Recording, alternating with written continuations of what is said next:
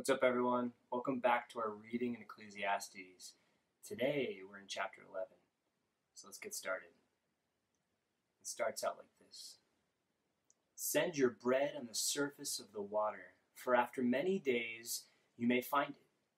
Give a portion to 7 or even to 8, for you don't know what disaster may happen on earth. If the clouds are full, they will pour out rain on the earth. Whether a tree falls to the south or to the north, the place where the tree falls, there it will lie. One who watches the wind will not sow, and the one who looks at the clouds will not reap. Just as you don't know the path of the wind or how bones develop in the womb of a pregnant woman, so also you don't know the work of God who makes everything. In the morning, sow your seed, and at evening, do not let your hand rest, because you don't know which will succeed, whether one or the other, or if both of them will be equally good. And here it seems that he's talking about being wise about your work on earth. Right? And so in the beginning, the sending your bread on the surface of the water, it seems to be, this is about investments. They're not just investing in one ship that's going to go out, right? Investing in multiple, right? And they're investing in something. And so he even tells you there, give a portion to 7 or even to 8. So don't put it all in one basket, right? But be wise in your investments. Disperse it, right? Diversify. Because you don't know what disaster may happen, right? So if you put it all in one ship, a storm comes, gone, you lost it all. But if you invest in multiple, one might sink and the others might come back with a good return, right? And then even talking about the weather, says if the clouds are full, they will pour out rain on the earth, right?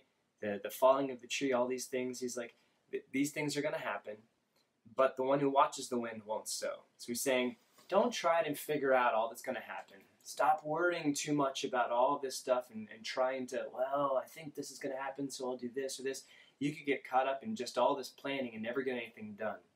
So ultimately, he says, man, just go into your work, right? In the morning, sow your seed, in the evening, do let your hand rest. Continue to work constantly throughout your life, right? And you're going to find return here. You know, some things might not work out, but if you keep working, that's the wise way to work, right?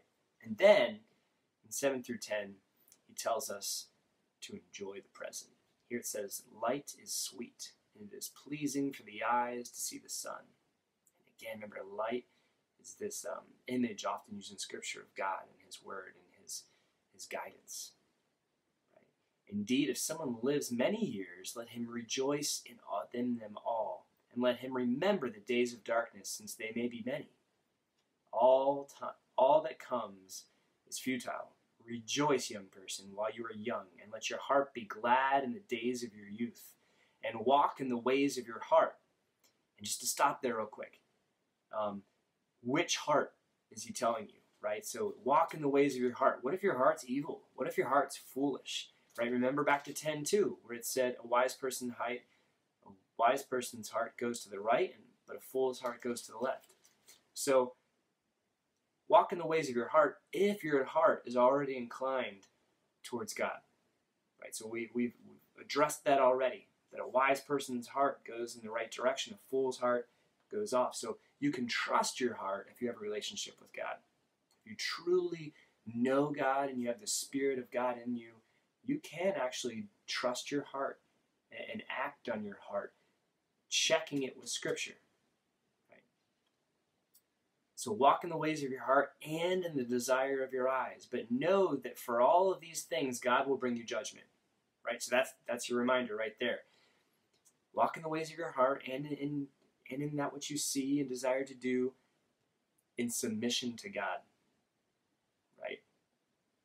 Not in the fleshly heart and the fleshly desire of the eyes, but in subjection to God. And the result is going to be your greatest joy. It's going to be good.